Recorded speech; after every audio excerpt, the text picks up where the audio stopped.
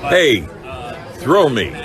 This is Tom Atkins, and you're listening to Outsiders of Horror Podcast.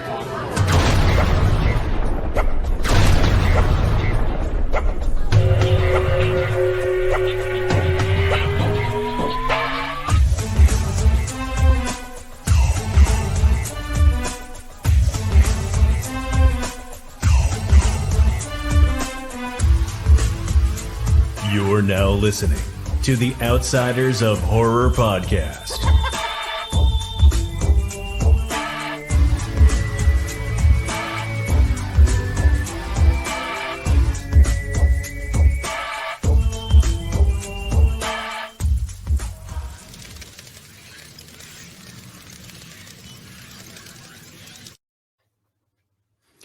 And hello, everyone, and welcome back to not another episode. It's not just any episode. It is the return of the five-time attempts to try to do another podcast. You already know it's the Sleazy Easy B-Fam Easy Hollywood Fam with my slimy rednecked co-host, Faye, super gay all day. What's up, baby? You know, we chilling. We chilling here on the Outsiders of Horror Podcast. We're back again. Ain't nothing changed. Ain't nothing changed. Nothing better than a trilogy. Yes, and I can hear the eyes rolling already. Yeah. Here we go again with the fucking Outsiders. Why are they doing this? Because we had the movies make psychos, and so why are they the Outsiders again? Well, for one, we love the fucking name. There's just something about the name that we just fucking love. And two, such a good name. It is such a good name. And then, you know, as rocky of a roller coaster it was, we're proud of the Outsiders of Horror history and the name that we created out of this. And as fun as we had on the movies make psychos, it just didn't have the ring. It didn't give us the vibe. It didn't hype us up. I mean, coming from me, the guy that fucking edits the show and shit like that, there's 2 unreleased episodes just because I didn't have the motivation to fucking release the shit. But then we're talking, let's bring the Outsiders back. All right, let's fucking do it. And now I'm motivated as ever. I think my boy Farmer here is motivated to get this fucking steam rolling. Yeah. What do you think? You feeling good about the Outsiders? Yeah. Yeah. You know, it's like I'll use Kevin Spacey as an example. That's a perfect way to come into the Outsiders. It's like, you know, when you have such a big downfall and you do something wrong, and then you have to go away for a while. You know, you stay under the radar, but you still keep doing the same thing. But you know, you might do some movies that people are never going to see. You know, you might just do some other things for a little bit, but then it's time for you to come back to what you were meant to do, baby. The place you were supposed to be. You just got to take a break. But here we are.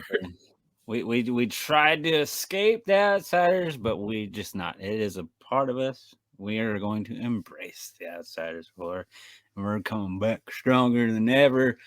And then again, I hear, yeah, right. Yeah, well, maybe. I don't know. We'll see. I'm not going to guarantee anything because I've tried to guarantee shit in the past and it didn't work out too well. But we got this, baby. We got this. It's the fucking Outsiders of horror. Wait, remember we had beanies made in like 2018? Yeah. I got all sorts of merch. I got koozies and t-shirts, long sleeve shirts, baseball shirts. I got playing cards that have the Outsiders of Horror logo on the back of them. God, yeah, that's right. Jesus. Remember the pins, dude? Oh man, the pins are cool. The pins, the patches. Did you ever get a pin? Yeah. Yep. I remember. I remember when me and Strang went to Rocket Shock. When he came down for that, when he was still a part of this. I remember we had a whole bunch of like the patches and shit, and like people like wanted it. They loved the design. So yeah, it's a hell of a name, it's a hell of a design. kudos to you on that first initial logo that we had with the fucking Ouija board and shit.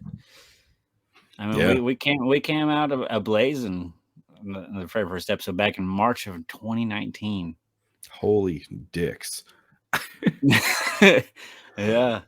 We came out swinging. We rode that wave in the middle of a big wave of horror podcasts, and we were one of those names that were up there. And now I feel like these days the horror podcast scene is kind of dying off a little bit, but we're gonna reignite that shit.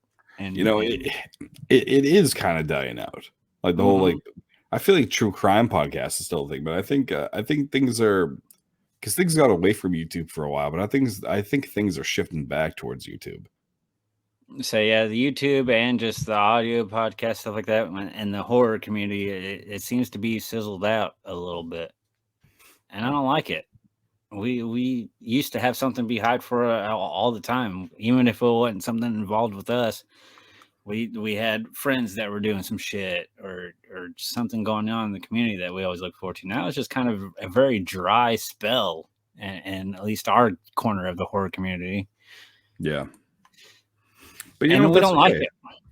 Yeah, but it's okay though, because it gives us something to do.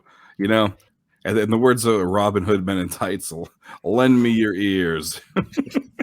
Rip. Just a figure of speech, damn it. That was Carrie Ills. Yeah, I always mispronounce his fucking last name. I just it's Carrie. Ew. Right. I'm sure there's a way to pronounce it, but I've never even actually taken the time to look up to see how you actually pronounce his fucking last name. There's an L in there, like Ills. We'll just refer to him as the guy that was in Robin Hood and Saw. Yeah, what a career. He was Princess Bride too, wasn't he? Oh yeah, that's right. He was. Yeah. He was also in Twister. I was about to say Twister. Your fucking your home and native land over there. Yeah.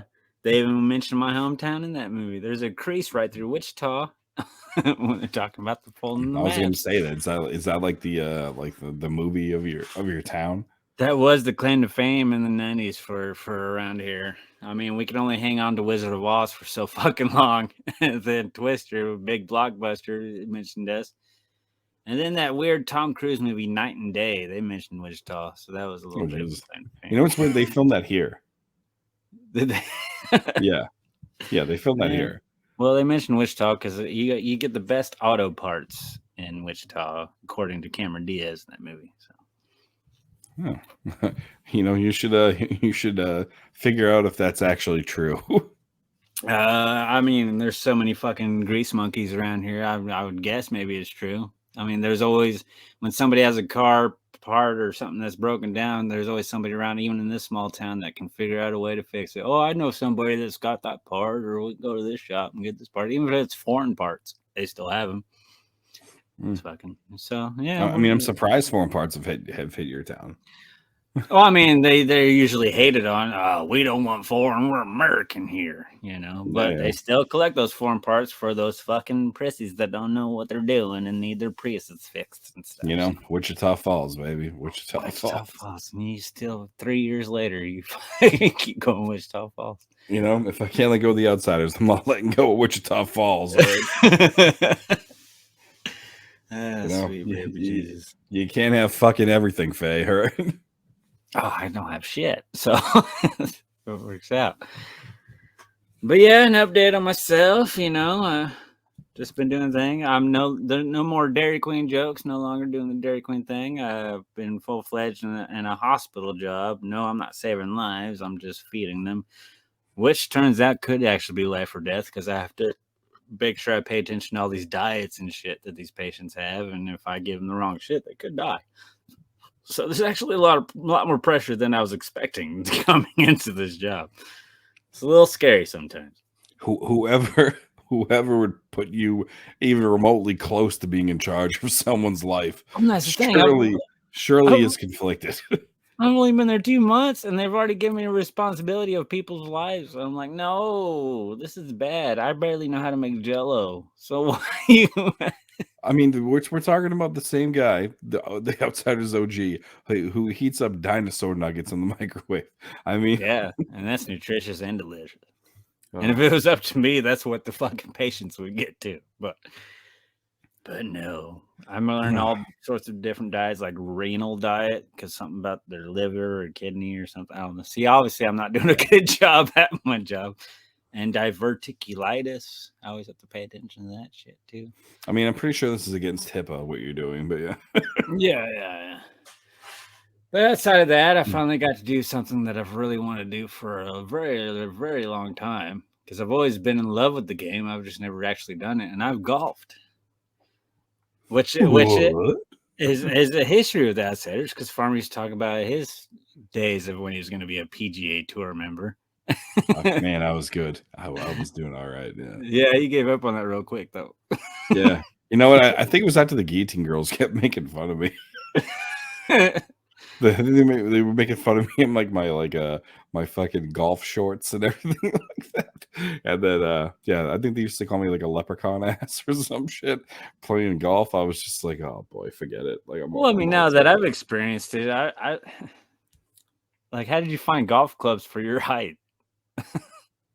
Okay, first of all, I got them fitted.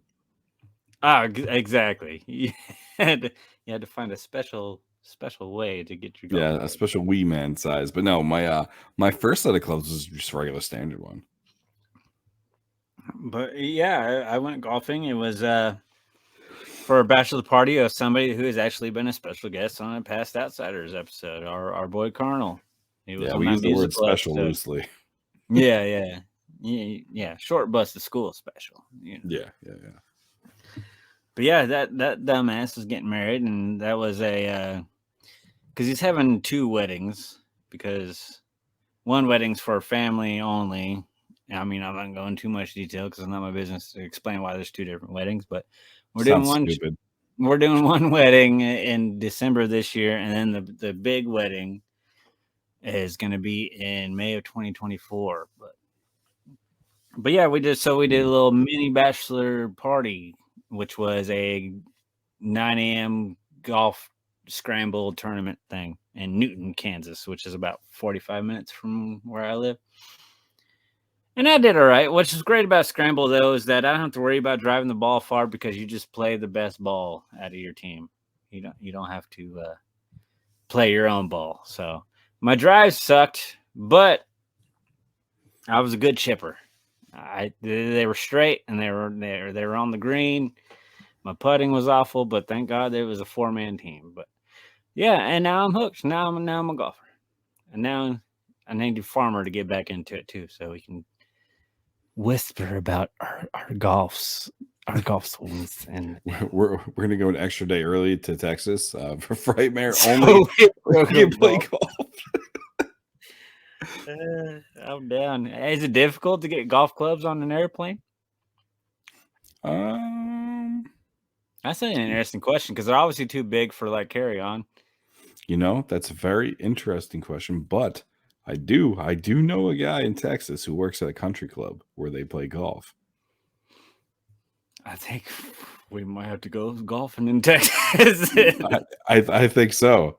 I'll drive the cart because I know you don't know how to drive, but driving that fucking. Oh, you should have seen me. I got to drive the cart a few times, because he would go look for his ball, and he'd be like, "Drive the cart to up to the green." I'm like, "Okay," and I was getting all excited with my beer in my hand, and I was, the reason why I got in trouble in the first place, why I don't have a license with beer in my hand and the steering wheel in the other hand. You don't say. Yeah. And then my delicate ass, I still wouldn't. It was a golf cart, so you can floor it and not even go fucking over 20 miles an hour, but I still lightly pressed down. Nope, I'm not gonna exceed the speed limit here. I like taking like crazy turns in them, like doing donuts. Yeah. And it was a very cold morning, and there was some ice on some of the bridges that we had to go over, because there's pathways and shit. And the person that was driving the cart would fuck with me and slam on the brakes and swerve. I'm like, god damn. Man, it was a great time though. And how's Colonel at golfing? Pretty good. He had some off shots. As in when I say off, where he hit the golf ball and it would go backwards. But all of his other all of his other shots that were pretty dead on, and it was a pretty equal team, and we finished in the middle. We didn't finish dead last because there's 8 of us in the bachelor party, and we had to split up into 2 teams of 4, and we were gonna bet on like who had the best score, and then when we came back to the end, we actually tied. So it was evenly split, and we were in the middle of the whole entire scramble tournament. So it was a successful day, and yeah, it was a very fun day. And the week before that, I had my yearly Halloween party. Got first prize. My costume this year was 2 girls, 1 cup. Do you have a photograph? I should have uploaded one, but I didn't think I was going to talk about it. But yeah, I mean, there's photographs on the Instagram. I'll put one on the Outsiders Instagram. Follow us on @Outsiders of Horror. But yeah, it was 2 girls, 1 cup, where I was the poop in the cup, and then I had 2 inflatable girls around me, and I put chocolate frosting on the inflatable girls' mouths, and I put little corn kernels in the chocolate. How did you not think this would be an appropriate time to show us a picture? I don't know. You know, you don't think of these things because people we don't fucking pre-game this. We don't script this shit. We just come in and dive in. So yeah, I don't have a picture. I'll show you all next week. So it gives you a reason to tune in next week. You can check out my 2 girls, 1 cup costume that got me $50 and a sweet gold medal. So, was the gold? I know people are going to ask, so I'm just going to ask it in advance. Was the gold medal made out of chocolate? No, it's an actual. I mean, it's not actual. It's one of those that you buy at like a Party City. Yeah. Which I'm more proud of that than the $50, honestly. Because we've been doing this Halloween party for like 6-7 years now, and I've never won best costume because I party with a bunch of uncultured swine that never understand movie references or pop culture references, and that's what I always dressed up as. Like I was Hulk Hogan one year, I was a Swedish chef one year. I mean, and I was Carl from Sling Blade, and nobody ever understands what the fuck I am. So I'm like, all right. And then the person that won last year, they won because they were a priest with a small child mannequin doll attached to his dick. And he like won by a lot. So I'm like, all right, I see what kind of crowd I'm working with. So this year I was like, all right, I got a good one. 2 girls, 1 cup. And it was, yeah, I ran away with it. You know, I'm impressed. I didn't think that was possible, but I'm impressed. I'm pretty proud of that. But now I got to top it up next year. Next year, maybe it'll be the same costume, 2 girls, 1 cup, but I'll actually have 2 real girls this time. Baller status. I think that's a reach, but yeah. How was your Halloween, sir?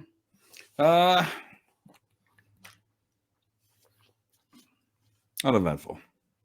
Uneventful. I didn't do much. Didn't do much. No. When's the last time you've been in a costume? Been a minute, huh? 20. Was that like a random Halloween party? 2014? 2014. Which was a long time ago. And you were a baby. Which happy belated birthday to our boy Farmer. He recently had a birthday on November 4th. Yay. Yeah. How old are you now? Yeah. Undisclosed information. He's 30 something. Because I'm 30 something and he's a few years behind me. Yeah. You're the old one of the group. I'm the young stallion. The young stallion. Whatever. Yeah. I age like wine, bitch. I don't age like milk. Spoiled milk. Fucking a week before Halloween, I went to Salem. Yeah. Yeah, that was pretty cool. That's pretty cool. A couple of my buddies had they were vending over there, so I decided to go down. I saw reports in advance that it was going to be like throughout the whole month of October there was 300,000 people that went to Salem over the course of the month. I was like, it's at the end. How bad could it be? It was pretty fucking bad. So Halloween in Salem, that goes for a good week or two, doesn't it? It's all month. It's all month. Okay. It's all month. Yeah. Because me and Colonel are going to come to Salem next year. Spoiler alert. Good. Yeah. Even though Halloween's on a Tuesday next year, but we'll be there. I don't know if we're going to be there on Halloween Day or not, but that Halloween weekend before, we plan on being there. So Good. hanging out with our boy Roly Poly Oly here, Farmer. That's right. You'll need a costume. You Will got to I? dress up. Yeah. We're coming out. We're going to dress up and we're going to experience the Salem Halloween. Yeah. I'll dress up as like a fat Rob Zombie. I'll be Fat Zombie. Going around plugging your great new movie, Halloween 2. Yeah. Halloween Returns. Yeah. Yeah. Nice. Oh, man. So, did you have a good birthday? I know you went to a convention. Yeah, I did. Yeah, I went to Rhode Island Comic Con. Shout out to them for Altered Reality hooking it up for the press passes for the outsiders. Of course, yeah. Unfortunately, I didn't have my my sidekick with me, but instead I had a Native American sidekick with me. My friend Jamie from California, who we've mentioned over the years throughout this. She came down for my birthday and stuff, and then we went to Rhode Island Comic Con together. I had the press stuff. It was Rhode Island Comic Con not very heavy on the horror stuff, but there's always at least like 3 to 4 people I want. Right. Like the whole motto is it's the biggest convention in the smallest state, because Rhode Island is fucking the size of Faye's butthole. Right.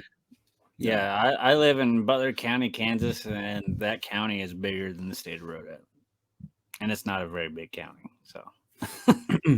It was cool though. I met Vincent D'Onofrio, got him to sign a random Ed Wood piece. He looked at it, looked at me, looked back at it, looked back at me, and then was like, "All right, I don't see this ever." I was like, "Yep, you're welcome, you fuck."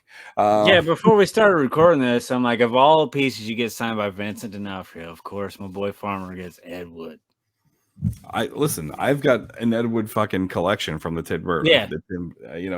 From that and other Ed Wood shit. I've got a whole fucking collection going. So when I see someone random like that who was in the movie, I gotta get it.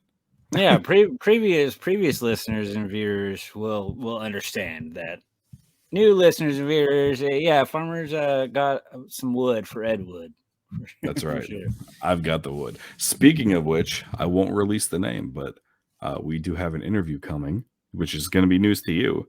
We do have an interview coming from someone who was in that movie.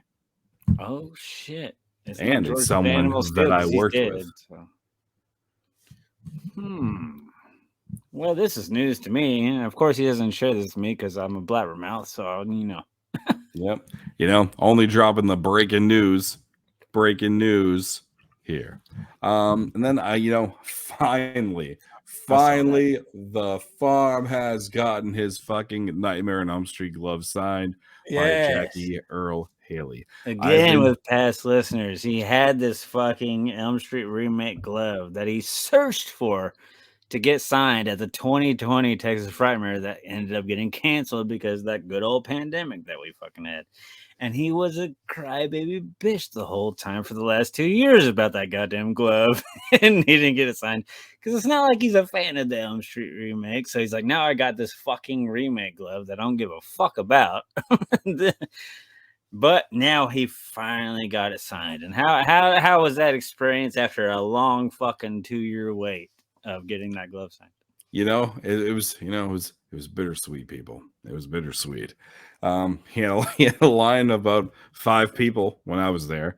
I felt my time was coming. I was getting closer. He was like, "Hey, bud, what can I do for you?" I was like, "Well, you could sign my fucking glove."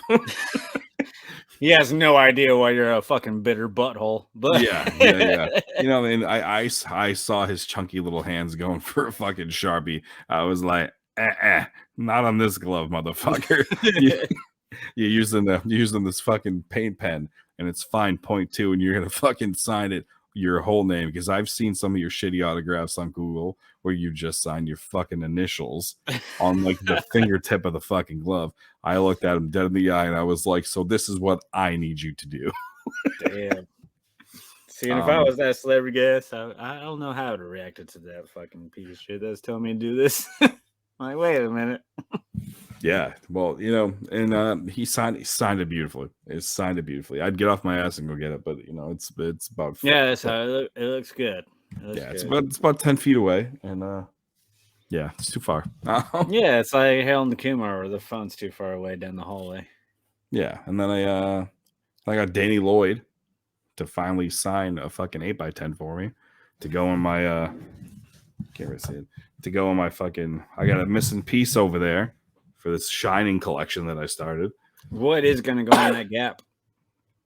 Danny Lloyd. Oh, he's filling in that. So yeah. You got Nicholson? No, nobody will ever get Nicholson. I've got the fucking twins. I got the bartender. I got Shelley Duvall.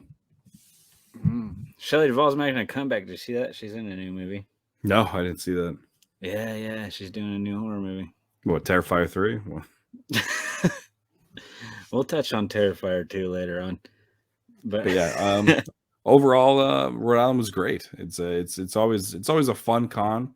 The best thing about it is, you know, like the comic type of guests, like the people that did like the voiceover work for like Pinky and the Brain, like all those people, like they had crazy fucking lines. But then you get someone like Jackie or like Earl Haley, pretty small line. You go to Vincent D'Onofrio, which is weird because he's done more than just the fucking Elm Street remake. Yeah, he was in fucking Bad News Bears. Bears, come on, the child or what? Watchmen. Yeah. Oh yeah, yeah. I mean, come on. I mean, he's done a ton of shit. Danny Lloyd, he had like a line of like fucking 3 people. I was like, you know, this is why I love it, because the horror lines are always pretty short, which is good. You're gonna get everybody that you want when you go to one of those cons. Yes, yeah, for sure. Even the biggest guest, the lines probably still don't take more than an hour. No. So fucking they had all Cobra Kai people there. So Ralph Macchio was there and William Zabka, whatever awesome. The fuck. Their lines were fucking crazy. Jamie had to get Breckin Meyer to sign something for to sign. I love Breckin Meyer. Yeah, she had a Nightmare, the new Nightmare. Freddy's Dead Laserdisc to get signed.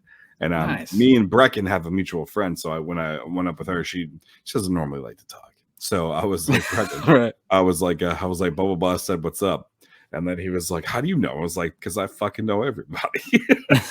And then he was just like, "Oh shit!" So then we just kept talking, and then I glanced over at Stacey Dash, and then I was like, "You have no fucking line." And then I looked over to next to her was fucking Samara, aka Paige, and she had like 100 people in her line. And then I looked to my right, and then I saw Alicia Silverstone. And then I said to Jamie, I was like, she looks like she got punched in the face 100 times. God damn. Too soon. She's always had that stroke victim mouth. I mean, but yeah. It's pretty apparent in her old age. I give her, you know, she still look pretty good though in her older age. I'm sure she does. Yeah, she does. I mean, it's Alicia Silverstone. Yeah. You know, kudos for not getting your face ripped apart like fucking Hellraiser. Nice. But overall, good experience. You had a good time. Good birthday weekend for you, sir. No, because on my ride home from Rhode Island Comic Con is when I got the news. Gotcha. Yeah. Which we will go into that next segment soon. Yeah. That some of you might be listening for, because we have somebody that worked with Aaron Carter for the very last time right here in Outsider Studio, if you will. But until then, we're going to take a 2-minute break. And while we do that 2-minute break, you're going to listen to a little blast from the past. So we will see you in 2 minutes. Yeah, you fuck. Hello, everyone, and welcome to the debut episode of the Outsiders of Horror podcast. Tonight we'll be covering demons, and I am joined by my amazing team. Hey, what's going on, everyone? I am Brian, aka Wolfman. I am Andrew Fay, aka Andrew Fay all day, baby. Hey, I'm Christy from Nightmare Toys.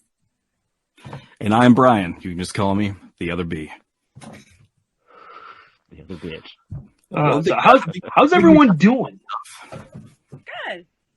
Really good. Fantastic. Guys, it's finally here. It's finally here. I know. I mean, it's been a long conversation in the making, but you know, we decided that at 9 o'clock at night on Friday we're going to make something happen. Yeah, but we're finally here. So. Well, I think Faye's in a different time zone. Faye, what time is it where you are? Let everybody know so they can 7:42 here in Kansas. 7:42 and he's still sober, everybody. It's a dream. It's funny because it's true. Yeah. So where's everybody from? Let's because obviously maybe people know, maybe they don't know. So where's everyone from? I'm from Huntsville, Alabama. I am from Cleveland, the land where the Browns will finally win a Super Bowl. Shit. I'm from Wichita, Kansas, right there, dead center of America, the dingleberry of America, if you will. And I am from the city of sports champions, Boston, Massachusetts. God, man, I hate you guys. The land of cheaters, but I'm okay with it because they win me money. I mean, it might have been 1 year, but I will not. And welcome back to the Outsiders of fucking horror. That was a little 2-minute intermission there to blast from the past, listening to some past and something that we're trying new here. Because instead of me going to take a piss and have Farmer entertain you guys, we figured we'll do a little 2-minute intermissions every now and then, little commercial breaks, if you will. Before we get into our next topic, I mean, what's kind of fun about that little, I figured I'd do the very, very, very beginning of the Outsiders, the introductions. A few things I take from that, listening to that back, is one, the Gizmo ear flop. Missed that. But she is now a grandpa living elsewhere. He's a good boy. Two, the towns that we introduce ourselves from. You're still from Boston. I'm still from Wichita, Kansas. Both of them now live in Vegas. Yeah. Which kudos to them. Nothing but success and happiness for them. I'm glad they're doing their thing. As far as I know, Nightmare Toys is still a success, and String's one of those people that are managing it. So. Yeah, you know, he's one of the people responsible for making that a thing. So, you know, good for them. I'm happy for him. And what did you think of that clip? The other B, as you introduced your man. nickname. Listening back to that, it was the shits. Especially all the gaps where it's like, okay, do I talk? Do I not talk? Like who's going to talk next? It was like the pauses, like the silence. Yeah, that was literally like that was the first time we even. Like, because we were planning this podcast for a while, but we never actually got together as a 4-way talking to each other until that moment. So we really didn't have we had a small outline of what the process was going to be in the episode, but we did not discuss at all how it was going to go. So yeah, you had those weird moments of silence and trying to talk over each other, or who talks next? Do you talk? Do I talk? What? Yeah. You know? Yeah, that was the very beginning intro of the Outsiders of Horror. And then now, before we get into this next topic, it's going to be a little bit of a serious topic for both of your old and new viewers. It's going to be kind of interesting. I'm going to play a little clip that associates with my man Farmer here, Mr.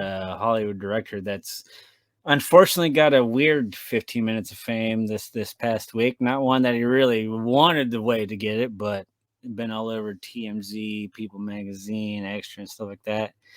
And that's because of the passing of Aaron Carter. And this clip I'm about to play you is from the show Extra.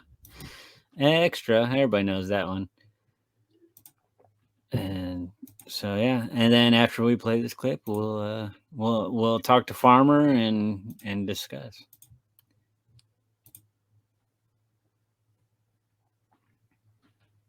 It'll stop loading.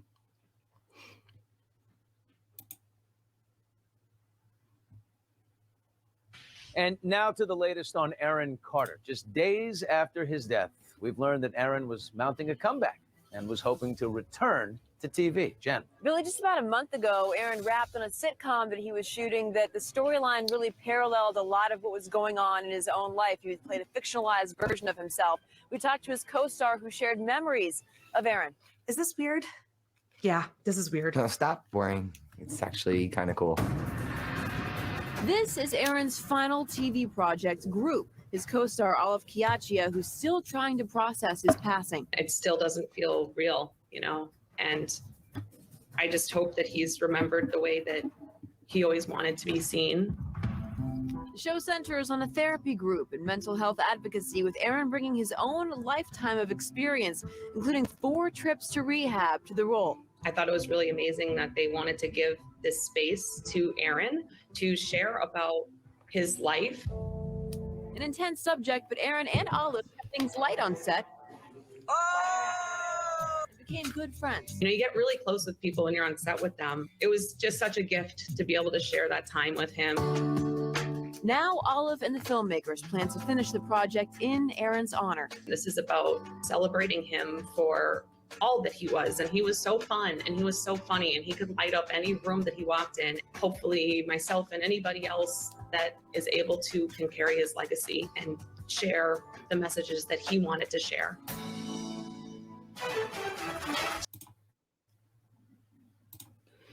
So yeah, we show that and share that because a part of that cast and crew is the director of that pilot is sitting right here with us, Mr. Brian Farmer.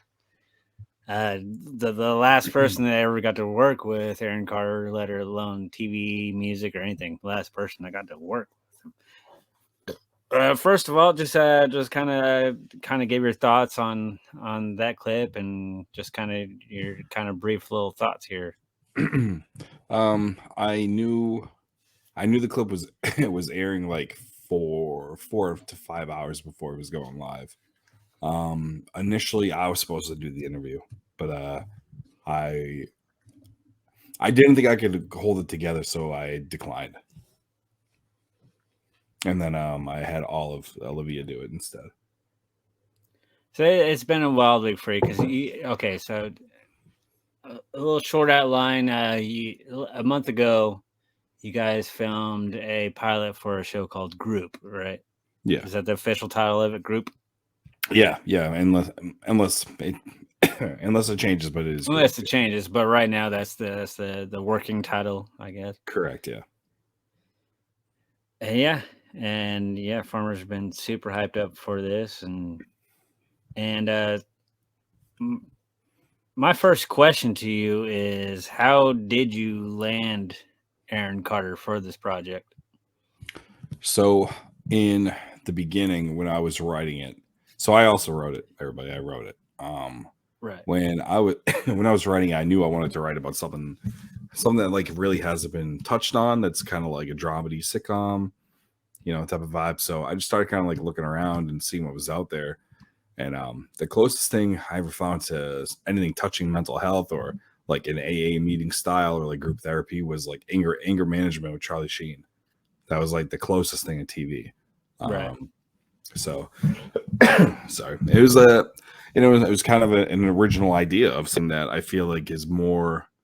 I feel like 15 years ago, 5 years ago, like mental health stuff, it's like you really got to keep it to yourself. You really, I don't know, people feel weird about talking about it. There wasn't like too much acceptance about it. So I figured like as like I saw the curve kind of changing on that. So I figured now is a good time to like start writing about that. So I picked it up and I started going like this deep dive into it. And then as I started writing it, I wrote about 15 drafts. of the pilot itself. And as I was going through it, like I knew how I wanted it to go because it was always going to be female heavy for me because the business is really like female driven anyway. Right. So I was doing that. Then as I was looking at my B story, like in my second and my third act, I was just like, there's something missing here. It's like it felt off. And then I was like, what? How? I was watching Entourage, and Entourage kind of gave me the idea a little bit. Whereas in this world that's real, that exists, there was like they're like the actual characters, like the actual celebrities played themselves essentially. I was like, who could I get that like has been down and out, is due for a comeback, because the world loves a comeback, who's just been like misconstrued, hasn't been like like given their chance to like really show redemption or like share their side of the story. And as I started going down my list, I was just like, fucking Aaron Carter. I was like, I wonder if he would do this. So even before reaching out to him, I wrote the whole show with him in it. Never talked to him a day in my life. I just wrote it. And then was it because like past interviews and stuff that he did, and talking about his mental health and shit like that? And yeah, this is somebody that like could actually connect with this show, because from what I understand, from what you told me, it's going to be a mixture of like comedy and drama, kind of a mixture type of thing. Correct. Yeah. So when so I got Aaron's info through somebody that I knew, and it actually ended up being a dead end. it went nowhere. And then randomly one time I found his friend's Instagram, who is also his manager, and I shot it over to one of my producers. I was like, will you reach out? I tried to get him direct, it didn't work. And they reached out, and then the manager got back and was like, yeah, he wants to read it. And like at this point I'm at like draft 4. I was like, and it wasn't really Aaron heavy at that point. So then I was like, fuck it. I was like, if you don't want to do it now, he ain't gonna do it later. So I was like, just send it over. And yeah, I heard back like 4 days later, and they were like, hey, Aaron called. I was like, what's up? He goes, he fucking loves this. I was like, okay, now we got something. So if you wouldn't have landed him, it probably would have been a character maybe kind of based off him a little bit. I'm not so sure it would have been based off him. I think maybe, or just based off the generalization of people that are go through those struggles, that like somebody that's in the limelight, that's in the public, that's been in the public for the last fucking 20 years. Yeah, but I mean, it had to be someone that our generation could connect with. Somebody that would like we knew, right? It's like when you think of people who so your demographic was aimed towards, late 20s, early 30s. I mean, I was going for that. Is no matter what, I was always headed for, even with the other cast members, I was always headed for an 18 to 40 demographic. Gotcha. Always, because for the most part, everyone would know like who this person is. So like when you think about people who've been in the limelight, who've kind of had it rough a little bit, but like working their way through, Lindsay Lohan, Amanda Bynes, Aaron Carter, like people in like that world who've had it tough, and for the most part, really haven't had a fair shake, just kind of killed by the media. So right, and instead of making a joke about it, you're gonna like. Apparently, Aaron Carter was more than open about making a fictionalized version of himself. To where I when I see these like extra interviews and stuff like that, where he's talking about like it was a fictionalized, had rehab 4 times or something like that, and I mean that's all real, right? Yeah, like all of his rehab like stints like that was all real.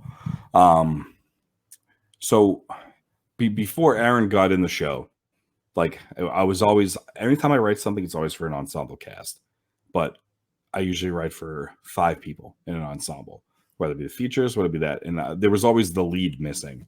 Like it's like I had my main girl, with the other like ensemble like sidekick characters, but I was missing The girl lead. talked on the video. Correct, and that because that's the clip from my show. Right. That's one of the few scenes that Aaron did for me. Oh, man, this is a little tougher than I thought it was going to be.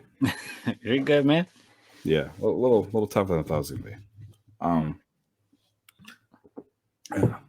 So yeah, so getting Aaron involved in it, and then I was under the impression in the beginning that it was just going to be kind of like a one-off. Like when you get a celebrity of like that stature, they usually just want to do one scene and then get the fuck out. Right. This kid, this man was like, I love this fucking show. He's like, I need this. He's like, I want to be a bigger part of this. He immediately embraced the story of it, and yeah, you know, because I'm guessing that girl was probably going to be the main character, but he was embracing, you know, like, cause obviously I don't know a lot about the show or the pilot, but yeah, he wasn't about the money at all. Didn't care about that. He saw the direction that the show was going, and he saw the opportunity that he took it as an opportunity to both get himself back out there and also get like kind of an awareness out there, and like maybe both a serious and comedic point. Yeah, he was selling his house to downsize to get a different house, and to also open up a sober living house for people. So that was like his big thing, but he was he and I, you know, we had a couple talks. He talked to Olivia and Gavin, the producer, for them like the most part, but you know, anytime we had to talk, it was mainly very in depth about what do you want, what do I want, like how. So like you had your written pages, and then he read them. Did he come to you and be like, hey, maybe we can change this, or No. or did you come to him and be like, hey, what should I change? Or he trusted me.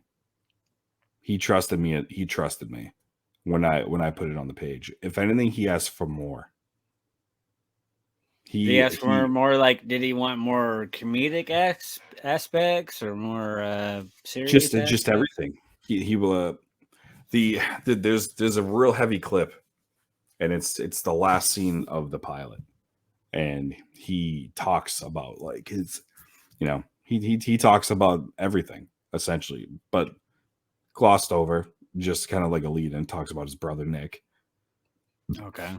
It talks about kind of everyone pointing the finger at him, and it was a great ending point. And it was supposed to lead for us to keep going. So Aaron being involved wasn't supposed to be a one-off. We were supposed to be partners on doing it. So, so you guys are going to tag team like the writing force of it. Yeah, yes and no. He wanted to be very open. At least with this character. Yeah, he wanted to be very open. He wanted to use it as therapy. Like he wanted to talk about his family. He wanted to, he wanted to talk about his son. He wanted to talk about everything, all of his issues, everything in the media. And was still open to make it like even like comedic. Because from what I understand from you, like this is supposed to be like a comedy show that had heart. Yes. Yeah. So comedy first, but would still pluck the heartstrings. Yeah, it's like situational comedy, right? So it's like you can have your serious moments, and then you can have that side character that's gonna say something funny to take you out of that. Right. Yeah. Like a lot of stand-up comedians, they take very dramatic shit from their life, but then they turn it into something comical because that's the best way to do it. Yep. I was I was a little surprised at the amount of traction that we got. Because after the news, yeah. Crazy. It's great. What was so when you met him in person, what was that like? Because like when you're meeting somebody, like that's been in this world a long time, stuff like that. Sometimes it's easy to assume, oh, this guy's gonna be a fucking douche or stuff like that. Like what was it like meeting? What was it like meeting him in person? Was he like, hey, what's up? Or hey, Typically, let's fucking do this. yeah, like you know me. Typically, I'm pretty good at gauging people before I Right. meet them. But you know, somebody who's larger than life, you know what I mean? Like it's hard to really know what you're gonna get. Were you nervous at all before you met him? Cause seeing, because the only way you've seen him before was the publicity, and he's often been put down in the public eye and stuff like that. So meeting him in person, do you think were you like worried that he's going to be kind of, I had to say like prima donna, but I think you know what I'm trying to ask. Yeah. If he was going to be difficult or a diva or anything like that, right? Yeah. I never got those vibes from the talks. But when he showed up on set, I was already running around. I was already shooting scenes for the day. I went outside. Right, when you're the writer director, you're going to be all over the fucking place. So. Yeah, because I'm working with my DP Marcus. I'm like talking to lighting, talking to boom, like sound. I'm like talking to makeup, approving wardrobe, like talking to the actors to come in, like all that shit. So and this was exciting for you because this is your first ever fucking pilot. Yeah. So then I ran outside because I didn't even catch a fucking breather. So I'm on Santa Monica Boulevard, and then all of a sudden, the corner of my eye, I see Aaron Carter lighting up a cigarette. I was like, he was by himself. I was like, all right, here we go. So I walk over to him. I was like, what's up, man? I'm Brian. He was like, so you're the guy that's right in my life. I was like, yeah. He was like, what's up, man? He's like, I like your shoes. I was like, my man. I like your shoes. And he didn't question the way you wrote him at all? Not even a fucking second. Never even batted an eye. That's what I mean by when I say he trusted me. So he saw the way you wrote him, and he's like, oh, okay. Yeah. Because I told my producers when they went back to him and his rep, I was like, if he feels like I overstepped in what I talked about, I won't take any offense whatsoever. Now, if a regular actor came to me and said they were offended, I'd tell them to go fuck themselves. But because it's a very sensitive subject, he loved it. He wanted more. He wanted more. And that's what kind of like when I knew that like I felt like we had something here. Still do. How was the filming of this? Did it go well? I mean, like you had your initial great interaction, like you just said, but like filming it, that can be a totally different story when you're trying to direct them, or you know, they can. Any of your actors can be like, stop, no, let's do it differently. Yeah. How did the filming go? I've been nobody's ever said stop yet, so that's good because I think I'd blow a fucking gasket. My first day shooting was on a Friday. First day on set, it was just a fucking shit show in the first like 4 hours of the day getting set up. And who was on my first day of shooting? Sam Levine from Freaks and Geeks and Glorious Bastards. Somebody that's like the same height as you, and you listeners and viewers don't realize how short Farmer is. I'm just saying. So when you see him standing next to people, they're very fucking short. Aaron Carter was about a head taller than you, so I'm thinking he's close to my height. Yeah, no, he is close to your height. Yeah. But yeah, my first day was shooting with fucking Sam Levine. I was like, God damn it. And then I was a little vulnerable in the first part of the day. I was like, he is gonna think this is a fucking shit show. I will say, such a good actor. Such a good actor. He always has been since everything that I saw, man. Yeah. Yeah. And then if that wasn't hard enough, day 2, Mike Starr, Aaron Carter. Damn. Yeah. So my first 2 days back to back. No, it ain't easy. Right. Well, I mean, a little harder question here. It was a month outside of the tragic accident. Did you, after you interact with the man? Yeah, obviously he was excited to do the show and was more than willing to even like not make a joke of himself, but make it comedic about his shit. Did you see any kind of signs maybe to where he was like kind of Not even. he seemed happy as can be? This dude was fucking joking with everybody, smiling every day, laughing. He had And that's time of his and that's fucking what life. always scares me is that it seems like when people are coming to their ends meet, they're the happiest they've ever been in their life. Look at past like celebrity suicides, you know, that were smiling big before they're in. Like look at like Chester Bennington from Lincoln Park, or just all these different people that had that. Look at Robin Williams. I mean that's a perfect example. Big smiling face made everybody happy, but you didn't see it coming. So it's hard to define these warning signs and shit like that. Like yeah, you were just I not you know you're my boy. You were so excited to film your fucking pilot, and you got Aaron Carter,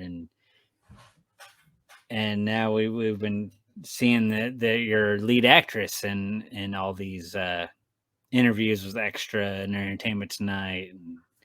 Yeah. So then that leads me to the question is you guys are going to continue on with the show or the pilot. Was the pilot finished first by the way? Yes. Yep. So the pilot's done. Yes. And what's been constantly said in all these outlets is that you guys plan on continuing. How are you going to continue with this storyline without revealing too much? Can't really talk about it. But but if the pilot Still, takes off, his character is gonna continue on. Maybe like me personally, I would guess something like you know, we had a fallen member in our group, and we're you know we're gonna continue on and somehow figure out a way to keep his spirit alive in it. yeah, no, it's something like that has been tossed around in our kind of like in our creative meeting. But that we still had. trying to be a comedy too. Like how do you do comedy after that? Again, situational comedy, so it's easy to take you out of it. You could we have a section where there's a guy, an actor in a wheelchair, and There he's you go.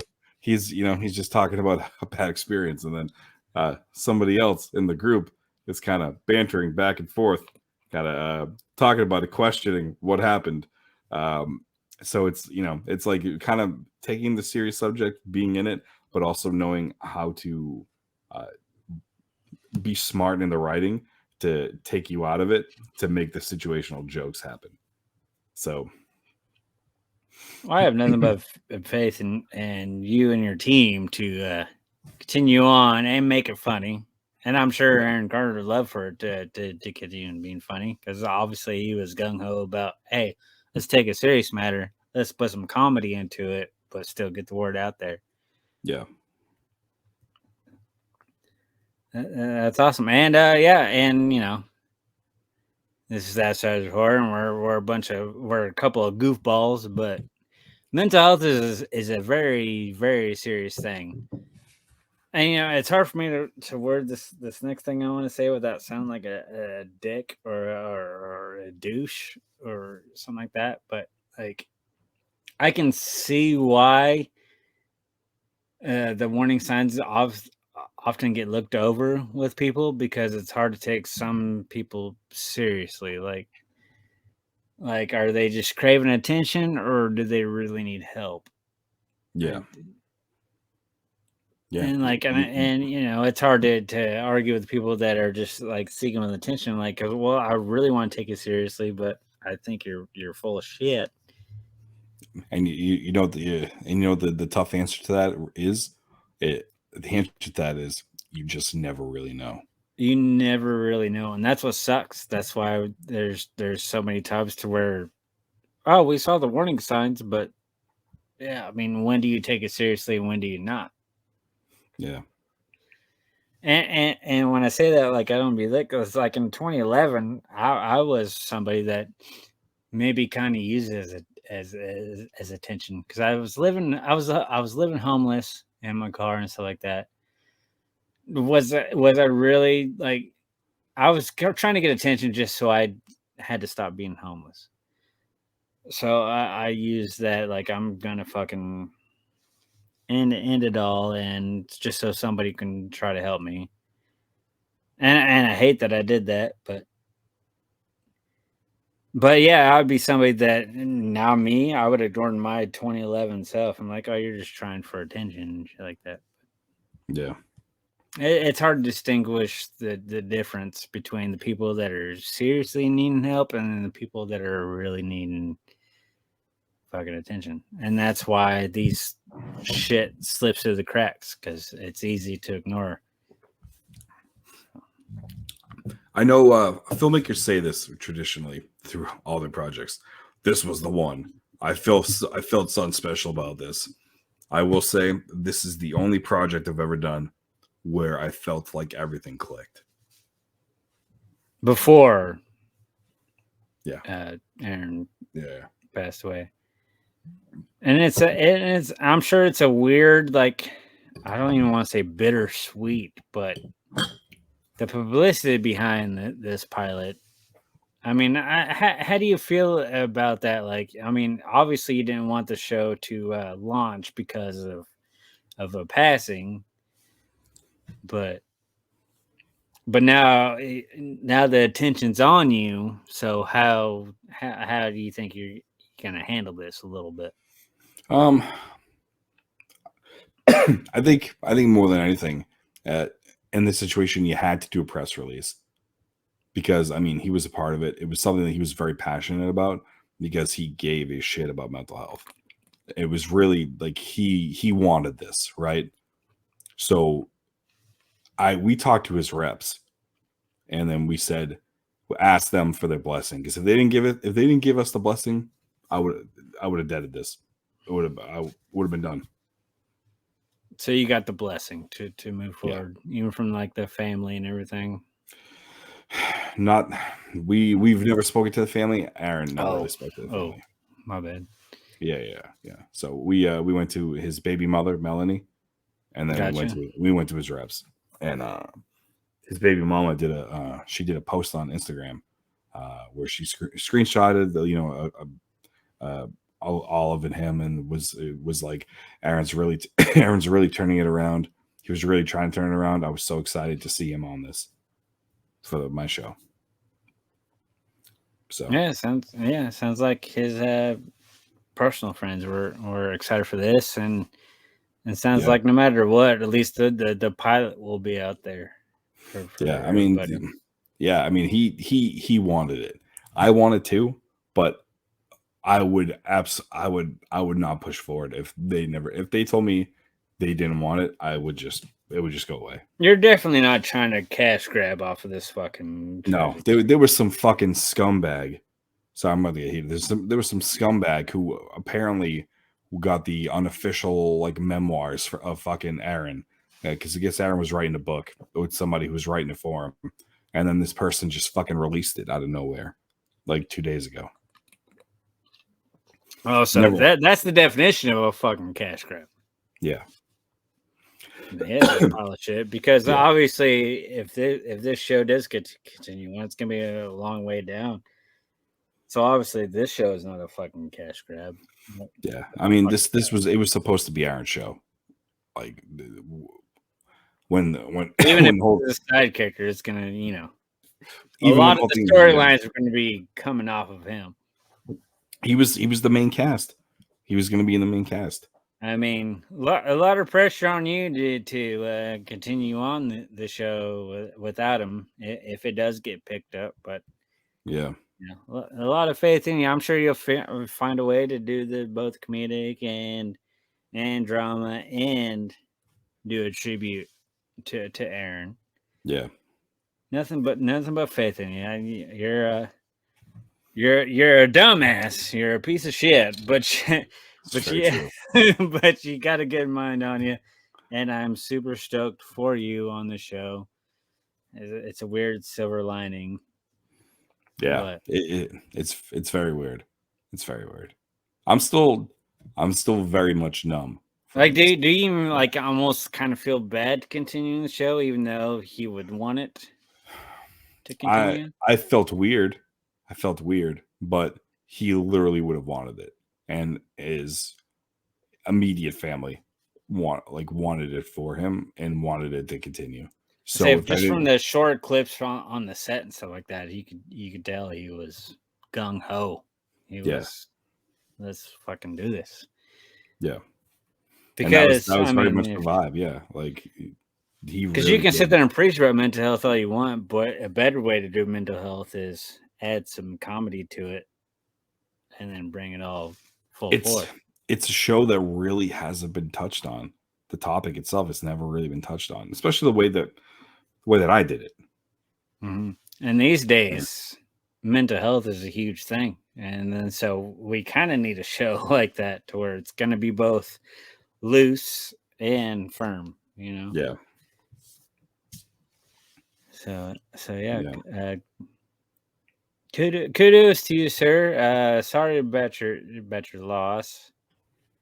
You know, obviously, I never met him. I was never a fan of him, but that's always tragic when shit like that happens. Yeah. And so yeah. But now is going to be another time where we're going to take another 2-minute break, and we're going to conclude this episode of the Outsiders of Horror with some fun banter towards a movie that we may or may not like. It's a very polarizing conclusion to a 44-year fucking franchise. So make sure you stay tuned, but until that happens, here's a 2-minute clip of a song that I wish never existed. Didn't I have a beautiful rendition of Don't Stop Believing? You did. I feel like we need to revisit this. Actually, Yeah, because I don't remember. Actually, right now, I'm actually about to drop an exclusive. A never before heard version of Don't Stop a Fan.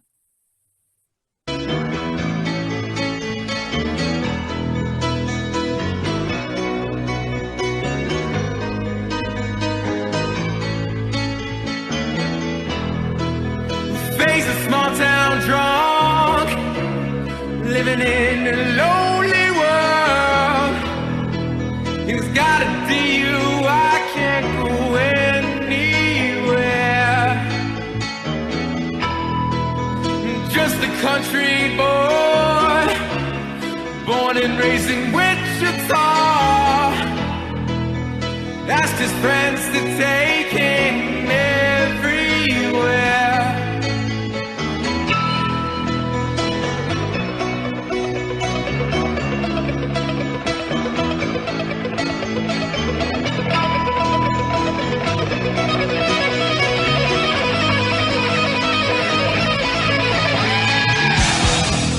Stucker in a sober room, smell puke in a real cheap booze. He'll get fucked up, ride beers, go on and on and on and on. Face waiting, orders in convention eyes. He's pacing, juice jugs through the night. Full version coming soon. Oh That was awesome. That is so good. What the fuck? What? No. God damn. 2 minutes is almost not long enough for me to go feed and get a beer.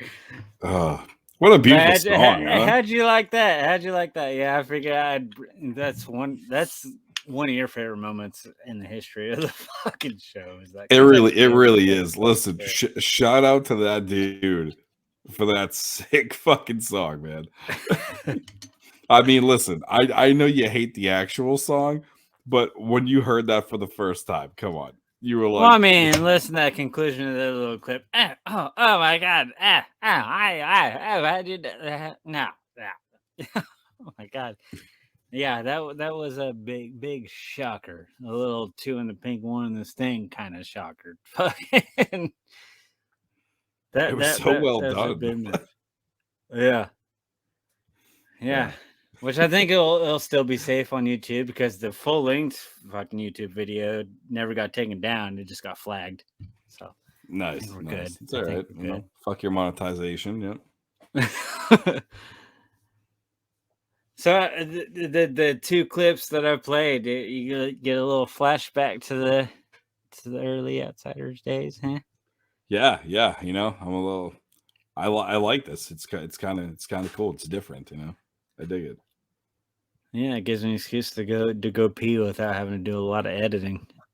So, I mean, it's all about you. You know. Damn right it is. Even though I fucking created that clip to fucking don't stop fucking a fan. Who's fucking fans? What? Oh, stop a fan. Yeah. That trash show fucking song that you created 3 years ago, 4 years ago. Beautiful song. 3 years ago. It's not a beautiful song. It is. But speaking of trash, I heard you had something else you were going to bring up. What's that? I don't know. What's the title of the episode? Oh, hell. Yeah. This fucking movie. All right. So, this movie, Halloween Ends, supposed to be the epic conclusion of a 44-year-long fucking franchise. AKA, it's only supposed to be the sequel to the 78 Halloween, and then we had the 2018 Halloween, and then Halloween. What the fuck was the second one called? Halloween Kills. Halloween Kills. And then Halloween Ends. The 2018 Halloween, fine. Okay, I get it. I understand. Halloween Kills, Evil Dies Tonight. I was like, no, they're not going to get worse than this. And you can already tell, I don't know how you feel about Halloween Ends, but I'm going to go right into how I feel about Halloween Ends. So I'm like, no, it can't get worse than Halloween Kills. And then we get to Halloween Ends. Like, what the fuck? Like, the opening scene of this movie, spoilers, people are already seen it. Like, we're one of the last people to review this goddamn thing. But we get this Corey kid killing this little boy. Oh, okay. What are we doing here? What are we doing? Oh, we're gonna maybe form a new Michael Myers. So since Michael Myers is ending and Laurie Strode's storyline is ending, we're gonna have this new Corey kid come in and be the new fucking Michael Myers. Until you're watching about an hour into it, and then you're getting this stupid, shitty love story.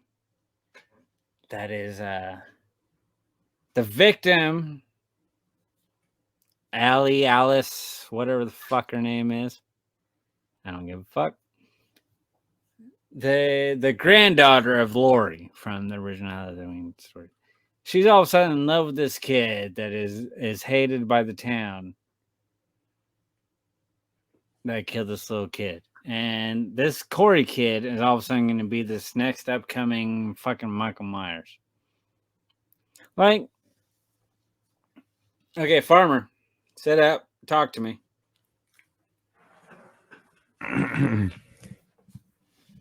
How the fuck does this movie make any sense at all? Well, I'll tell you how this movie makes sense. This movie makes sense if you're on LSD. Please don't tell me that you're one of the people that actually liked this fucking movie. This movie makes sense if you're doing a bunch of acid, tripping balls, while smoking a couple fucking bones. So when Pink Elephants makes sense, then this movie makes sense. Yeah. But even then, you're still not high. even then, you're still not high enough because this movie is a glorified dumpster fire. This movie fucking is kid. I was so scared that you were gonna like this movie.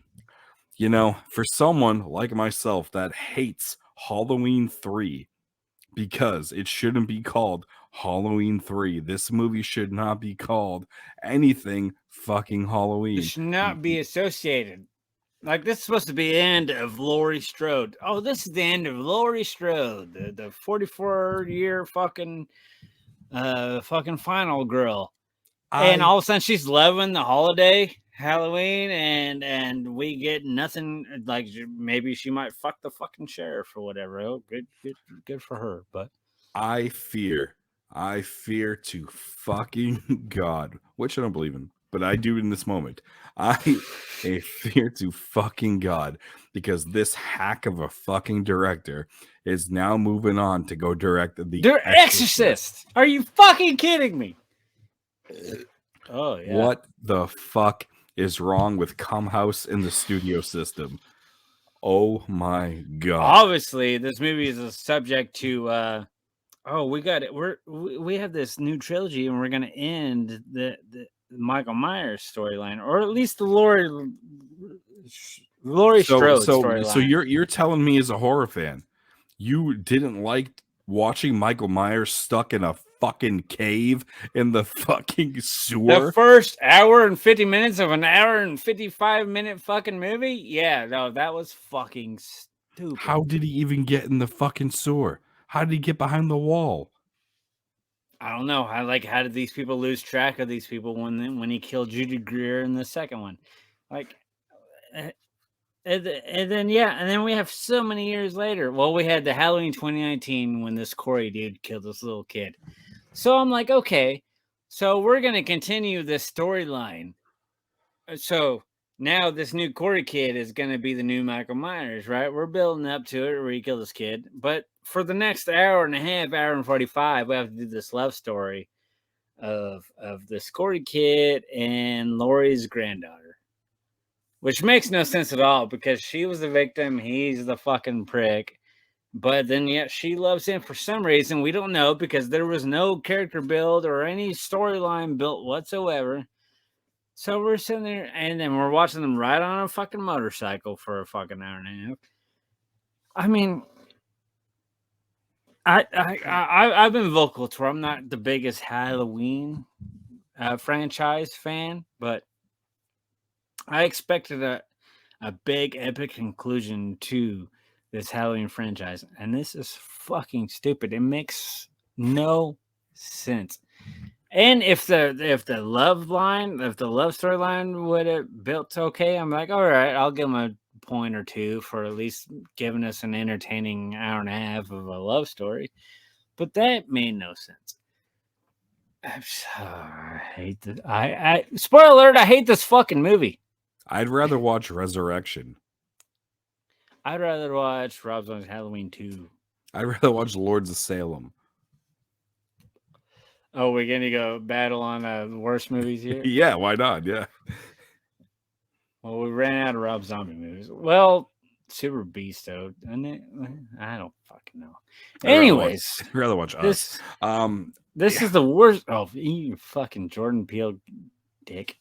But you know, I knew we were like, because people, me and Farmer have not talked about how we felt about Halloween until right now. I didn't know if he was going to like it. I didn't know if he was going to be one of those, well, I'm a fucking director and I understand what the fuck they were trying to do. You know, the cinematic opus, the way that it was shot is really foreshadowing the way Michael Myers viewed his sister. Shut the fuck up. Right. And even if the love story had been entertaining, then I would give it a point or two. But even that made no sense. Oh, I feel sorry for this guy that accidentally killed this kid, and now he's the victim, but I'm not. And it makes no sense. This is the worst ending of any horror franchise that we have in existence. And we're even talking about Hellraiser. That franchise fucking went south really bad. But this is not near as bad. I like that dramatic look down, fucking Undertaker type shit right there that she just did. But dude, This, I mean, I feel like these stole a section from Friday the 13th. I don't know if it was New Beginning or whatever it was, but with Corey Feldman. I feel like they part stole. 5, we're gonna have a new Jason was in part 5. Right? Yeah. Corey, and then they put Corey. And they were building up Corey, and I was gonna be okay with that, even though even the love story sucked for the first hour and 45 minutes. I was like, all right, well, now we're passing the torch over to Corey. So that's how we're gonna continue on this Halloween story. We now have a new killer. No, guess what? He fucking died. He's fucking dead. He killed him himself after he impregnated her. So maybe that's the new story, is the baby and Alice or Allie or whatever the fuck her name is. I don't know. Fucking pile of shit. I don't know. I mean, like, I'm trying to collect my bearings on this fucking movie because every time I think about it, I get pissed off. I'm like, and I've never been a big Michael Myers fan. Which returning segment, out the fucking overrated pick of the week, the Halloween franchise. It's not that good. It's not. It's really not. You had the classic first one. The second one, people liked it. It's a fucking slow burn in my book. Thought it was kind of boring. I love Halloween 3, but it has nothing to do with Michael Myers, so I don't even think Halloween 3 is in the franchise. Halloween 4, cool. We get a little Jamie Lloyd. Then we fast forward to Halloween 6, where we get the weird cult Curse of Thorn, or whatever the fuck that shit was. Oh, jeez. Paul Rudd? So, yeah, good old Paul Rudd, baby. His first movie. From Kansas, by the way. But I was okay with that. Oh, and I'm okay with Busta Rhymes doing karate kicks in Resurrection. Trick or treat, motherfucker. Yeah.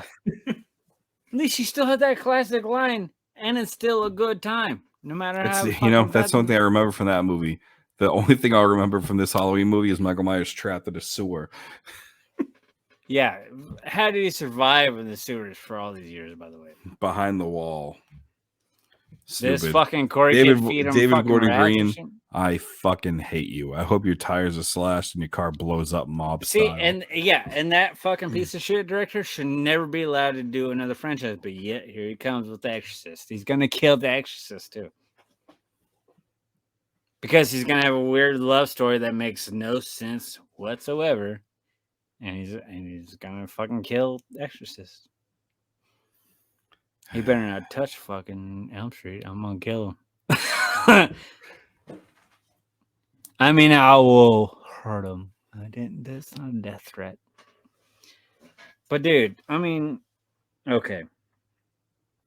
So we start out this movie with Corey accidentally killing a kid on a night that Michael Myers is already long gone. And then so this town is shunning him. Like he's a bad kid. And then he discovers Michael Myers in a sewer. Like they're the way they fucking built the storyline with this. Like there's no storyline in this movie. It's like Jason Blum is like, oh, we got the final 15 minutes figured out. Let's fill it out with another hour and a half.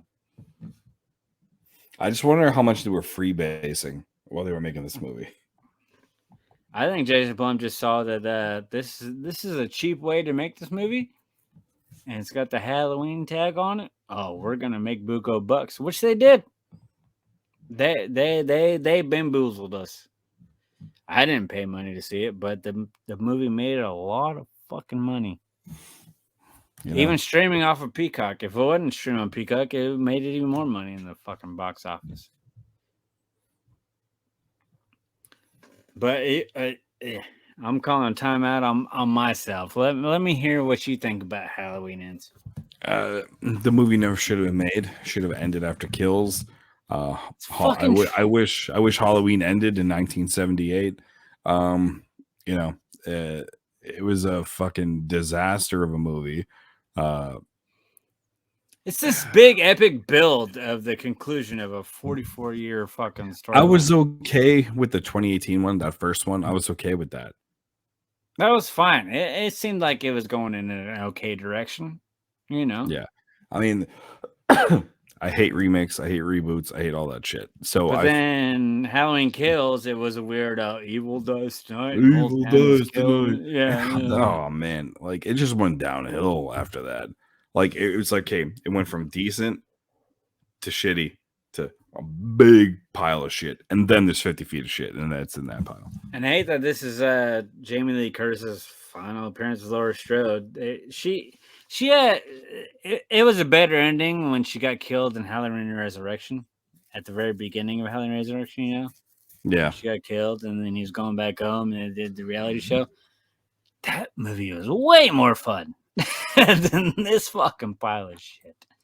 I mean, listen, Jamie Lee Curtis just wanted to get out of the shit because she's trying to do another Freaky Friday. So, oh, with Lindsay Lohan. I don't know with Lindsay, but she did hit up Disney asking if they would be interested. Well, you gotta have Lindsay Lohan. Yeah. And I love that we transferred over to this conversation about Freaky Friday because Halloween Ends doesn't deserve a fucking conversation. Like, oh my god. See, we'd rather talk about Freaky fucking Friday on Disney Plus, cheap plug, than to go watch this fucking awful movie. David Gordon Green, again, I hope your fucking tires are slashed and your car blows up in the back of a fucking porn theater, you fucking cocksucker. You ruined this fucking movie. Like I promise you, listeners, me and Farmer did not discuss how we felt about Halloween Ends before we recorded this, and that's our point. We'll never discuss the movie that we're talking about before until we start recording. We both fucking hate this movie. Obviously, this movie is one of the worst in any horror franchise. And we're even I'm gonna bring up Hellraiser franchise again because that franchise is fucking trash. Yeah, I know you love Hellraiser, but they went into outer space and they did cyber shit. I mean, listen, if we're talking about fat Hellraiser, then yeah, I agree with you. Yeah, then we had the Fat Walmart Razor. Hellraiser, the one that didn't even have an ending. It just fucking abruptly ended. That was probably better than Halloween Ends. That was still better than Halloween Ends. I mean, are you fucking kidding me? Like I get a headache just thinking about this goddamn fucking Halloween Ends movie. And you know, there's people out there that know me and know I'm not the biggest Halloween Michael Myers fan. I'm not, but I have respect for Michael Myers. The genre. Yeah, I respect the franchise. As weird as it fucking got. But Halloween Ends makes Rob Zombie's Halloween 2 look like Citizen Kane. I mean, good fucking God. Yeah, that fucking pinhead fucking piece of shit. This movie sucked. It just sucked. You know what it was? Like, I really tried to find something that I like out of it. Like, you know what I told somebody? When I knew we were going to talk about it. Yeah. I told somebody, I was like, Halloween Ends is like if Hallmark decided to make a Michael Myers movie.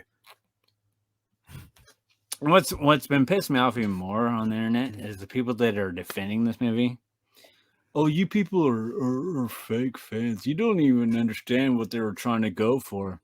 They were trying to do this. I'm like, do you realize that you're literally saying the word trying? Like they were trying to do this, but they still Michael failed. Myers trapped behind a wall is a metaphor for all of his years of injustice, of being hidden behind a mask, man. Yeah. You know what? They still failed. Fuck you. They still failed so fucking bad. Like a friend of mine. This movie's gonna make me fucking go take a piss. You son of a bitch. We're supposed to. But anyways, friend of mine told me this movie. No, you don't understand. You got, yeah, it didn't succeed where it's supposed to succeed. It didn't. Well, so then that means the movie's bad, right? That means the movie's awful. You guys and your grade 6 out of 10. No. Halloween sucks. Almost as bad as Farmer going to take a piss right now, even though I had 2 fucking 2-minute breaks.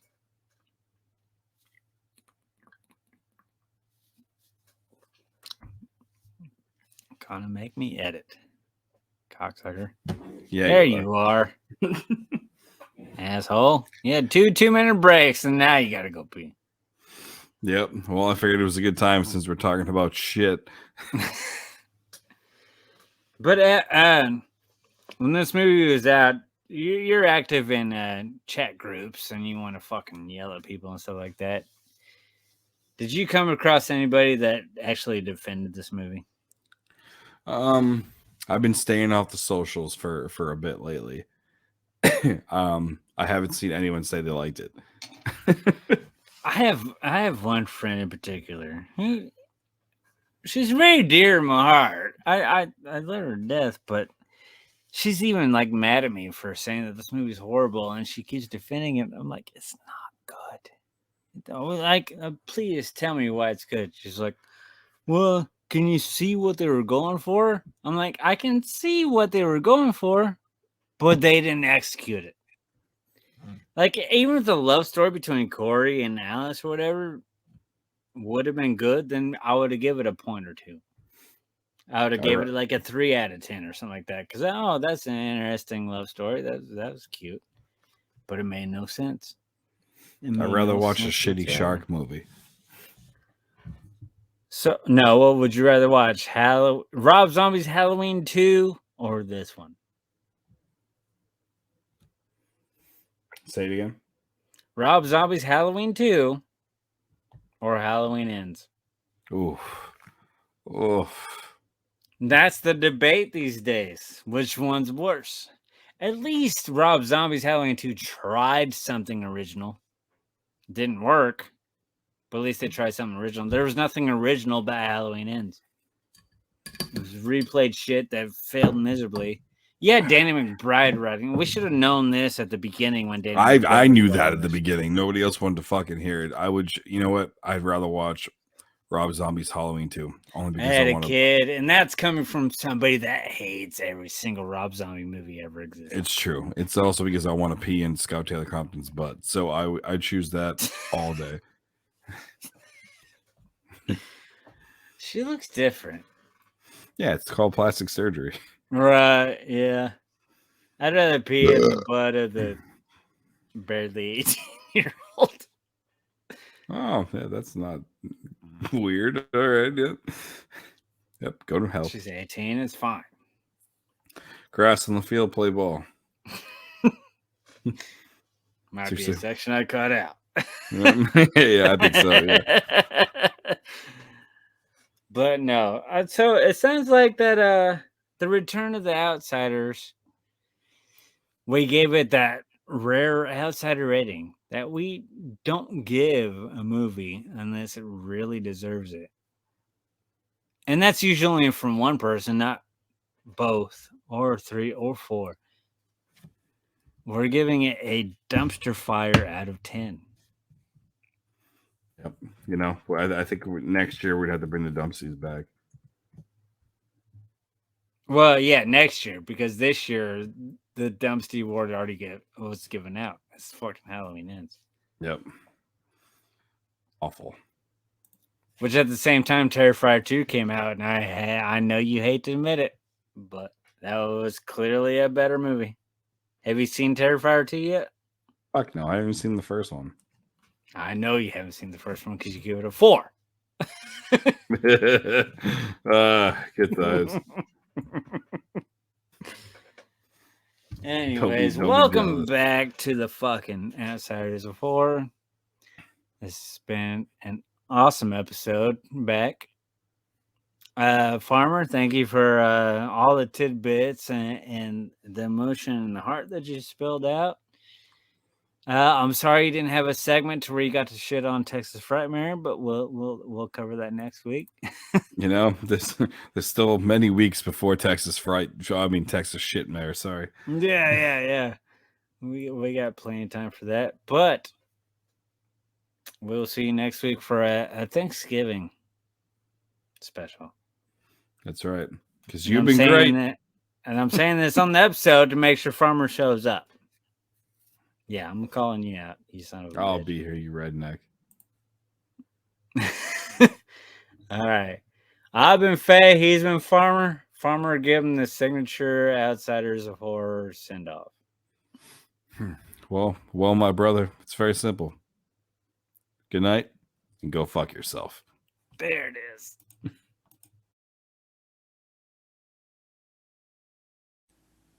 I'm an outsider.